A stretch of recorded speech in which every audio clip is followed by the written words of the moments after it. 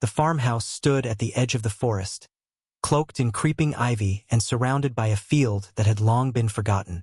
The wooden panels groaned with every gust of wind, as if whispering secrets of a past no one wanted to remember. To most, it looked haunted. To 6 college friends, it looked like the perfect weekend escape from their finals and city noise. Mia, Ryan, Tyler, Jordan, Lacey, and Ben had been friends since their first year at university. Now seniors, they wanted to make this trip count. With beers in hand, they laughed around the fireplace, telling ghost stories and daring each other to go into the basement alone or peek into the locked room upstairs. It was all in good fun until Ryan found the book. It was hidden behind a loose brick in the fireplace. The cover was made of something leathery and cracked, and there were no words on the outside. Ryan, grinning like a kid at Halloween, flipped it open. Dust flew into the air.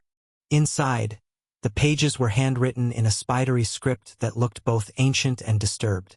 "Guys," he said, holding it up dramatically, "this is the real deal. Listen to this. To call the veil aside, speak the name and mark the circle. No light shall comfort you, and no prayer shall save you." Lacey rolled her eyes. "Sounds like one of those fake spells from TikTok." Ben leaned forward. "Is there a summoning ritual?" Ryan nodded. "Right here. It even comes with instructions and symbols to draw. Candles, Latin, the whole 9 yards." "Let's do it," Tyler said, half drunk and smirking. "Midnight ritual. Scare the hell out of ourselves." Mia frowned. "Come on, you guys. This place is creepy enough already." "That's the point," Jordan said. "We'll all laugh about it in the morning." They argued for a while. Mia was hesitant, but the others were eager. Eventually, curiosity won over caution. As the clock ticked toward midnight, they cleared space in the living room, drawing a strange circle on the wooden floor with chalk. Ryan read the instructions out loud, his voice trembling with excitement. Each person stood at a point around the circle. 5 candles flickered in the dim room, casting long, twitching shadows on the walls. Outside, the wind picked up. Mia felt it first, an odd pressure in her chest, like the air was tightening. "Ready?" Ryan asked. They nodded. He began to chant the Latin phrase from the book. One by one, the others joined in. The flame of the middle candle flared, then dimmed, then turned blue. For a moment, everything felt still, too still. Even the wind outside had stopped. Then it was over. The candle flickered back to normal, and the shadows stopped dancing. Tyler let out a fake scream, and everyone laughed. Except Mia. She was staring at the far wall, where something had just moved. She was sure of it. "Did you see that?" she asked. "What?" Lacey asked. "There was something over there." "A shadow, no, it looked like a person." Ryan shook his head. "That's the power of suggestion. Your brain's playing tricks. Rituals aren't real." "Then why is the room so cold?" she whispered. They glanced around, suddenly aware of the chill crawling down their spines. The fire had died out. The candles flickered, and then, just for a second, the shadows twisted into shapes that didn't belong to any of them. Tyler laughed nervously. "Okay, that was weird. Just the wind," Ben muttered. But he didn't sound convinced. They blew out the candles and packed up the book, placing it back in the fireplace. No one wanted to admit how unsettled they felt. That night, as they went to bed in different rooms of the farmhouse, a silence fell over the house that wasn't natural. Somewhere in the distance, deep in the woods, a low sound echoed, like something had stirred, something real. The next morning arrived with a veil of fog clinging to the trees. The sky was overcast, the sun struggling to pierce through the thick, gray clouds. Inside the farmhouse, the mood had shifted. Laughter from the night before had dulled into sleepy murmurs and awkward silences. No one wanted to be the first to say it, but they all felt something was off. Mia sat at the kitchen table, slowly stirring a cup of coffee. Her hands were cold despite the warmth of the mug. The events of the night before replayed in her mind. The flickering candles, the way the air went dead still, the shadow she swore she saw near the wall. "You okay?" Lacey asked, walking in with a blanket wrapped around her. Mia hesitated. Do you think anything really happened last night? Lacey gave her a lopsided smile. You mean the ritual? Come on, Mia. We were just messing around. I know, Mia said. But it didn't feel like just a joke. Before Lacey could answer, Ryan barged in holding the ritual book. Guess what I found? He said cheerfully. The book's got more stuff. Symbols, protections, even warnings. Says the ritual was a veil remover. Whatever that means. Ben, who had just walked in, frowned. Is that really something we should be messing with more? Ryan scoffed. Relax. It's a gimmick. You really think we summoned something just by chanting and lighting candles? Jordan walked in yawning. The only thing we summoned was boredom. Still, there was unease behind their sarcasm. Later that afternoon, Tyler sat alone in the upstairs room, staring out the window. He hadn't spoken much since the ritual. His eyes were heavy, and he seemed distant. The others chalked it up to a hangover or just Tyler being dramatic. But Mia noticed something strange. When she passed by his room, she heard him whispering to no one. That evening, they gathered again in the living room. Ryan wanted to try another ritual from the book, this one called the Echo Offering. It was shorter and, according to the text, meant to open communion with the unseen. No, Mia said firmly. Last night was already too much. But Jordan, Lacey, and Ryan overruled her. One more, Ryan insisted, just to prove it's all fake. They set up again. A single candle, a mirror placed in the center of the chalk circle, and a small object offered as tribute. Ryan used his silver bracelet. The instructions were simple. Stare into the mirror, repeat the invocation 3 times, and wait. As they chanted the words, the candle dimmed once more. This time, however, the mirror didn't just reflect their faces. It showed something else. A shape, a dark, shifting blur hovering just behind Tyler. Everyone froze. Did you see that? Mia asked. I saw it, Lacey said quietly. The candle suddenly blew out. A rush of cold air swept through the room. They scrambled to turn on the lights, but none worked. The generator had cut out. Panic started to set in. Ben was breathing heavily, trying to find his phone. Ryan laughed, but it was hollow. It's just a trick of the light. Reflections. That's all. But Mia wasn't buying it. She turned to Tyler. Tyler? Are you okay? He looked at her blankly, then nodded. It's fine, he said. But his voice sounded wrong, slower, as if it were being spoken through him by something else. No one slept well that night. The house groaned more than usual, and footsteps echoed down the halls when no one was there. In the attic, something scratched against the wooden floor, steady and patient. The ritual had begun something. They had done more than just pretend. And whatever it was, they hadn't summoned it. They had invited it in. By the 3rd day, no one could deny that something was wrong. The farmhouse, once a source of rustic charm and adventure, now felt like a trap. The walls seemed to breathe, the shadows stretched too long, and even the air carried a weight, thick, unnatural. It wasn't just fear anymore. It was presence. Like the house knew they were there. Mia noticed it first. While brushing her teeth in the hallway bathroom, she saw movement behind her in the mirror. A shadow darted past. When she turned, there was no one. She called out, but the hallway was empty. She ran her fingers along the cold porcelain sink. It was shaking, no, vibrating, almost as if something were growling beneath it. Later, Ben opened his laptop to show the group photos from the trip, but every image from the past 2 nights was corrupted. Lines of static, black smears, and strange symbols burned into the screen. His phone wasn't any better. The video he took during the ritual glitched and froze at a frame that showed 7 people in the circle. One more than there had actually been. Who's that? He asked, rewinding it again and again. The extra figure was cloaked in darkness, standing just outside the candlelight. No one had an answer. Tyler's condition was getting worse.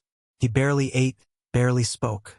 He'd taken to sitting alone on the porch or staring at the walls, murmuring in a voice too low to understand. When Mia asked if he wanted to go home, He smiled faintly and said, "We are home now." That night, it escalated. They were all in the kitchen, eating in tense silence, when every cabinet door slammed open at once.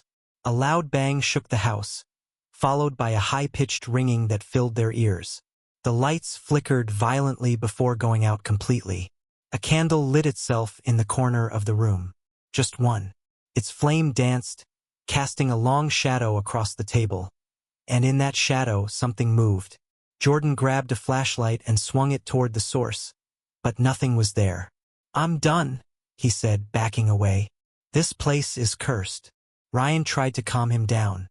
"We're just scaring ourselves. It's all stress, psychological." "Oh, shut up," Lacey snapped. "You said the ritual was a joke, and now Tyler looks possessed and our electronics are freaking out. You think this is all coincidence?" Ryan didn't respond. Mia, heart-pounding, pulled out the ritual book again.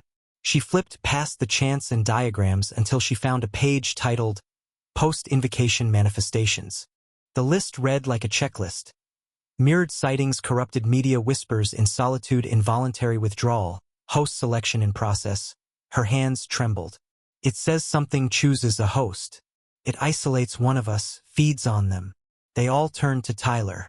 He was sitting at the end of the hallway now, motionless. His eyes were open, but he didn't blink. When Ben tried to approach him, Tyler jerked his head violently to the side and hissed, "Don't touch me." The voice that came out wasn't his. They all froze. Suddenly, Tyler stood up and calmly walked to his room without saying another word. The door shut behind him with a soft click. Jordan whispered, "We need to leave." They agreed. First thing in the morning.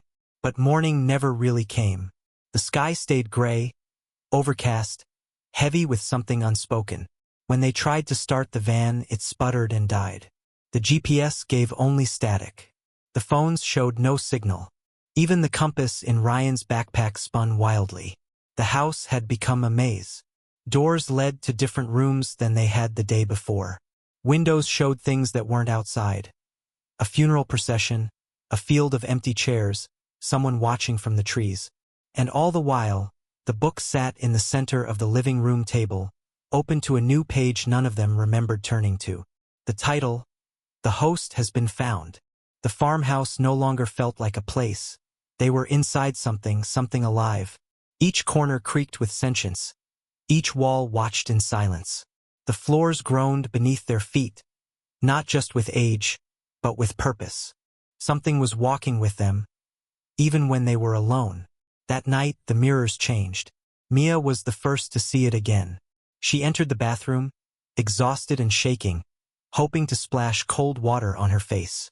When she looked into the mirror above the sink, her own reflection stared back, but then blinked at the wrong time. Her breath caught in her throat. Her reflection smiled. Mia did not. She stumbled backward, knocking over a towel rack. The sound brought Lacey and Ben running. Mia pointed at the mirror, her face pale. "I saw it. It was me, but not me. It was like something was trying to be me." Lacey frowned. "That's what I saw earlier. I thought I was losing my mind." Ben checked the mirror. "Now it's just normal. Maybe it's a trick of the light." But it wasn't. It was a warning. Over the next hour, the entity began to show itself more frequently, never in direct sight, always in reflections. It had no clear form, only a suggestion of one. Tall, featureless, always behind someone, always watching. In a photo taken on Ben's phone, one that somehow worked again for just a few seconds, they saw it standing in the kitchen mirror, looming behind Tyler. Ryan tried to burn the book. They all stood in the backyard as he tossed it into a metal bin and lit a match. But instead of catching fire, the book hissed, then opened on its own. The flame went out. The air grew colder. Mia whispered, "It won't let us." And Tyler was slipping further away. He barely spoke now except in short, fragmented sentences. "It's listening. It's learning. And once, you're all echoes now. You just don't know it." That night, as the others debated escape plans, Jordan caught something in the corner of his eye. In the mirror near the hallway, his reflection was frozen, but he was moving. He turned and punched it in fear. The glass cracked, but the reflection remained, smiling. Then all the mirrors in the house shattered at once. The sound was deafening. Glass rained down across rooms like tiny frozen screams. Every candle went out. The house fell into pitch blackness. A low, guttural hum filled the air, not from outside, from inside the walls. Then came a whisper, clear and in all their voices at once. "You called." I came. The entity was no longer hiding. Tyler's scream echoed from upstairs. They rushed to him, but the hallway stretched unnaturally long, taking minutes to cross. When they finally burst into his room, he was standing on the ceiling, face contorted, eyes entirely black. He dropped to the floor with a sickening crack, but stood up as if nothing had happened. He looked at them all, smiling. "It's better this way," he said. "I was nothing before. Now I am." They backed away in terror. "Tyler," Mia pleaded. "You're still in there. Fight it." His voice was calm. "He doesn't want me gone. He just wants you." Books flew off the shelves. Chairs lifted into the air. Windows shattered again and again, despite already being broken. And in every shard of glass, the entity's form appeared, dozens of copies of that tall, black silhouette, all moving in sync. Ben grabbed the chalk and candles. "We need to bind it again. The book had symbols. We can reverse it." Ryan helped draw the circle again, but everything kept shaking. The entity began to scream, not through one mouth, but through every surface.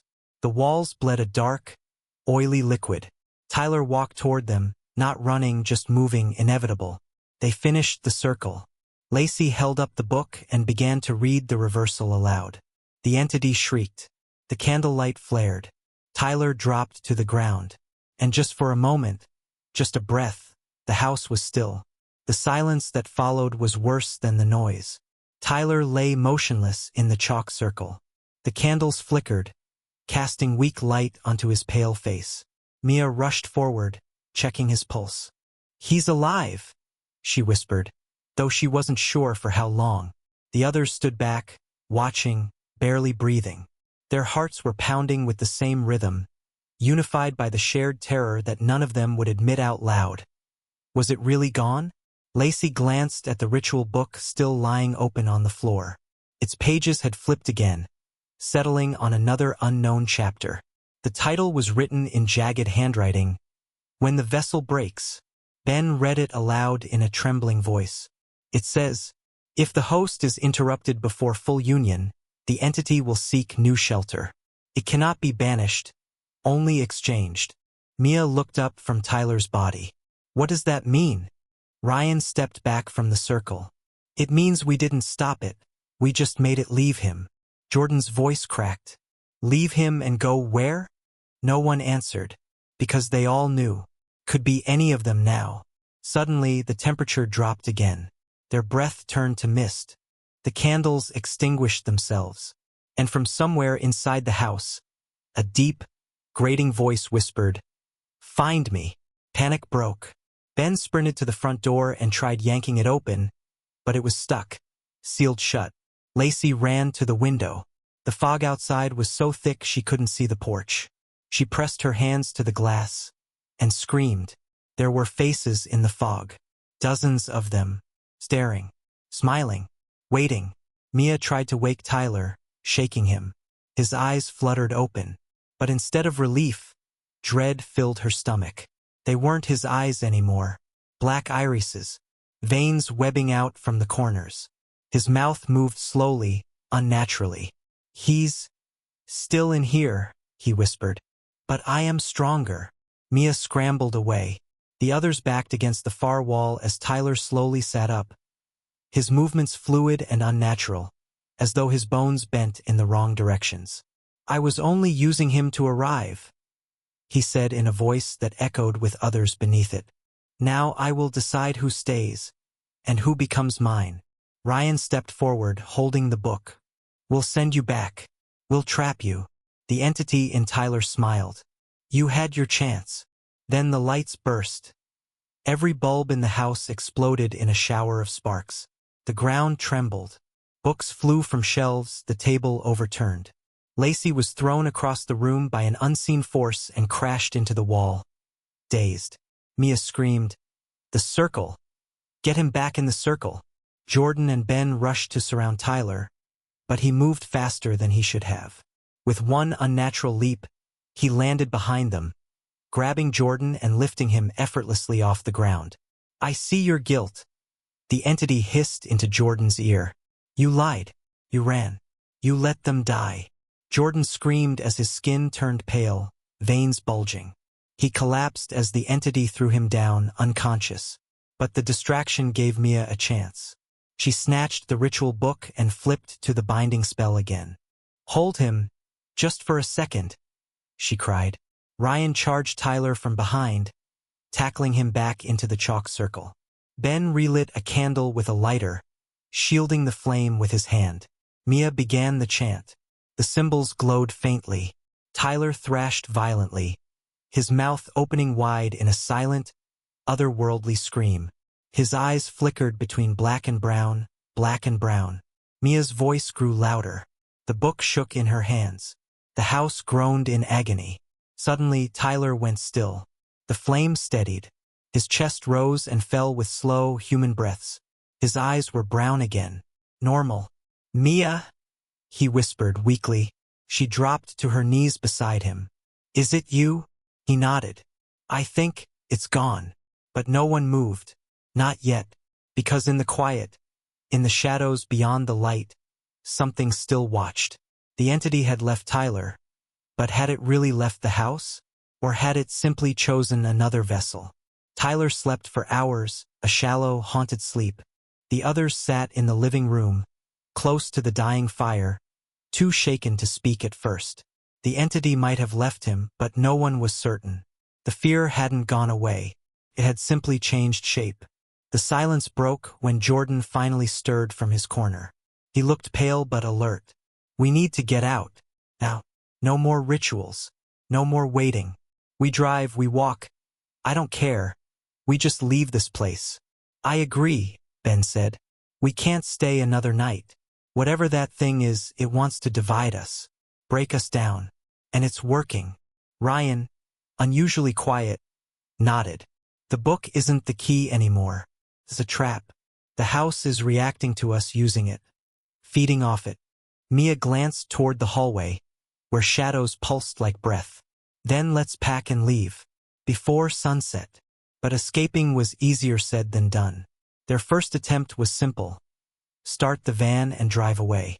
Jordan and Ryan headed outside, cautiously crossing the porch. The fog still clung heavily to the ground, so thick it obscured their legs as they moved. The van loomed like a ghost ship in the mist. Ryan tried the ignition again, sputtered, coughed, then died, just like before.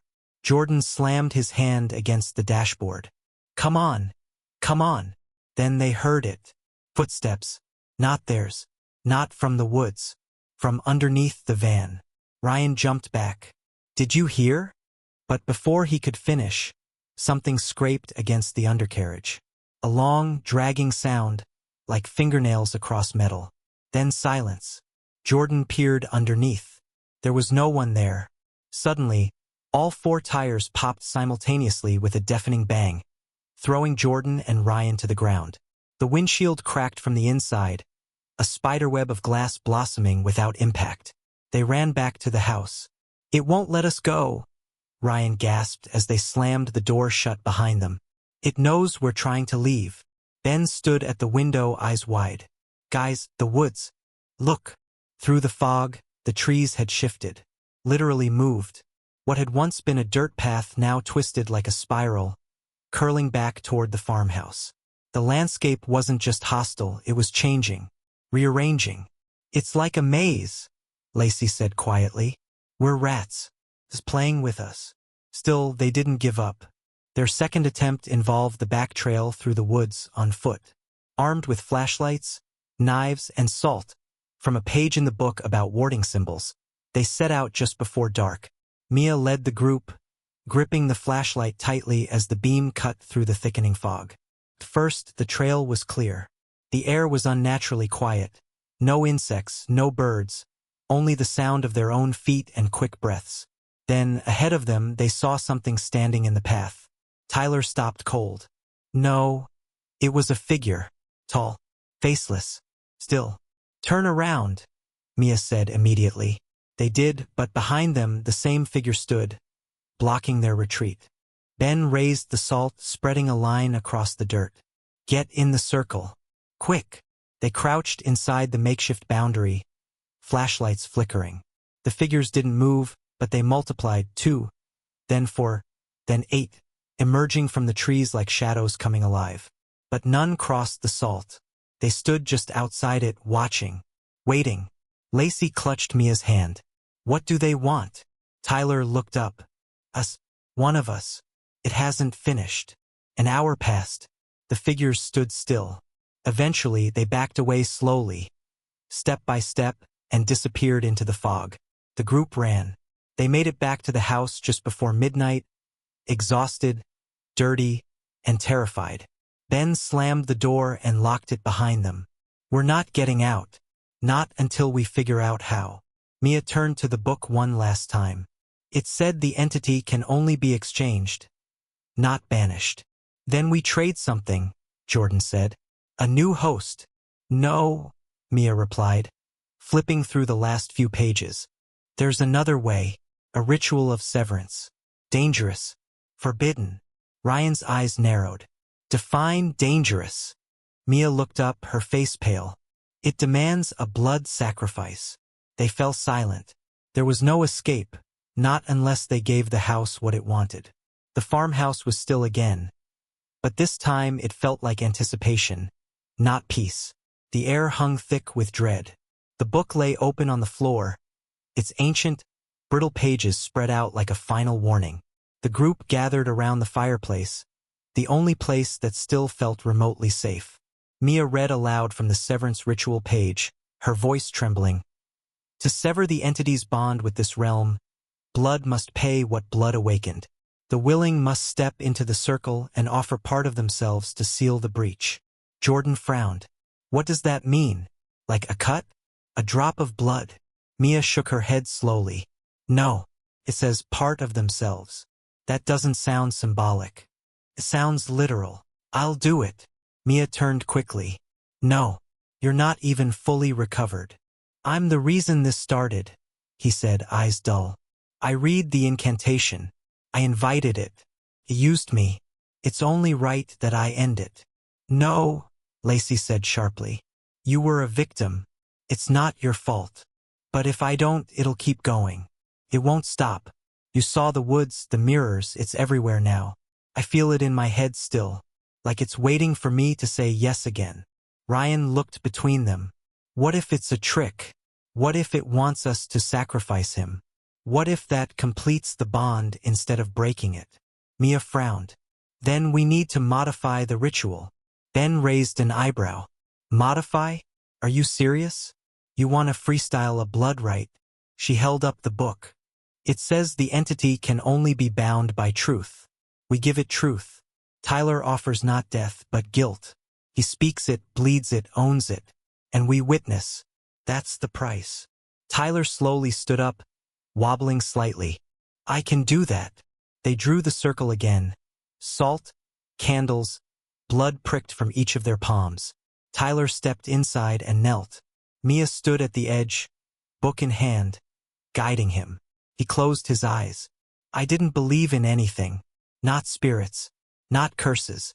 I just wanted to feel something again. When I read the ritual, I laughed. The flames grew brighter. I ignored the warnings. I mocked the rules. And when it came, I let it in. Blood trickled from a shallow cut on his forearm. The ground inside the circle darkened, absorbing it. I gave it part of me, willingly, because I thought I was in control. I was wrong. The shadows on the walls convulsed, as if in pain. I regret it. I own it. And I take it back. Mia began chanting the severance words. The others joined, their voices shaking but unified. The flames turned white-hot. The air trembled. Tyler screamed. Not in agony, but like something was being ripped from him. Something ancient and unwilling. Then everything went still. The candles extinguished. The shadows froze. The book snapped shut on its own. And then, silence. Not dead silence. Natural silence. Crickets outside. The wind through trees. The kind of silence the world had before the entity arrived. Tyler collapsed, breathing hard. But he was smiling. "It's gone," he whispered. Ben opened the front door. No fog. No shifting trees.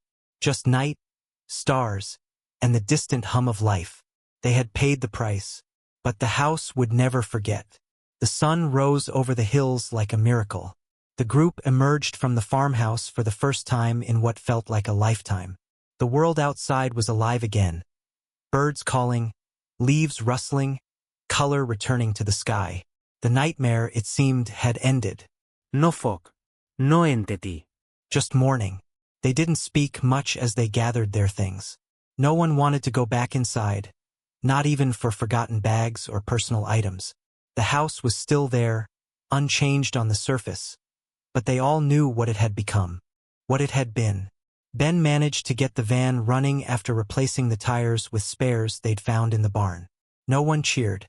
There was no celebration, just tired silence and the unspoken agreement. Never speak of this again. They drove for hours before someone finally dared to break the silence. "What happens now?" Lacey asked softly from the back seat. "To us." No one answered. Tyler stared out the window. His skin had regained some color, but his eyes remained hollow. The entity had left him, but it had taken something with it. A part of him that he couldn't get back. Mia finally said, "We move on. That's all we can do." Ryan shook his head. "You don't really believe that, do you?" "I have to," she replied, "because the other option is living in fear forever." They drove until they reached the edge of their hometown. The sight of familiar streets and traffic lights felt surreal, like waking from a coma. They dropped each other off one by one. No hugs. No promises to keep in touch. Just quiet goodbyes. Mia was the last to be dropped off. As she stepped out of the van, Tyler caught her hand. "Thank you," he said, "for not giving up on me." "I couldn't," she replied. "You were still in there. I could feel it." He hesitated. "If it ever comes back, we'll stop it again," she said, more firmly than she felt. The van drove off. Inside her home, everything looked exactly as she'd left it. Dishes still in the sink, a half-finished book on the table, sunlight streaming through the blinds. But it felt different, like she'd returned from another universe. A darker one. She took a long shower, ate something warm, slept for 12 straight hours. But the dreams didn't stop. They weren't nightmares exactly, more like echoes. She saw the house, the ritual circle, the entity watching from behind glass. And always that final whisper. "You called. I came. And I listened." 2 weeks passed. The others weren't answering texts. Maybe they were trying to forget. Maybe they couldn't. One evening, Mia checked her mail. A small, unmarked package sat at the bottom of the pile. Inside was a mirror, old, ornate, about the size of a notebook. She turned it over, no label, no sender's address. Just a folded note taped to the back. She opened it. "Did you really think it was over?" Her hands trembled. She slowly raised the mirror. At first, she saw only her reflection. Then, in the corner of the glass, barely visible, a tall, still figure appeared behind her. She spun around. Nothing. She looked again. Gone. But the feeling had returned. That awful weight in the air. The sense of being watched. Mia backed away, heart pounding. She placed the mirror face down and locked it in a drawer. Later that night, she burned the note. But deep down, she knew the truth. The ritual had driven it away, not destroyed it, because the book had said something else, something they hadn't wanted to believe. It cannot be banished, only exchanged. The entity was still out there, and now it knew them, knew their faces, their fears, their names. The ritual had summoned something real, and some doors, once opened, never truly close.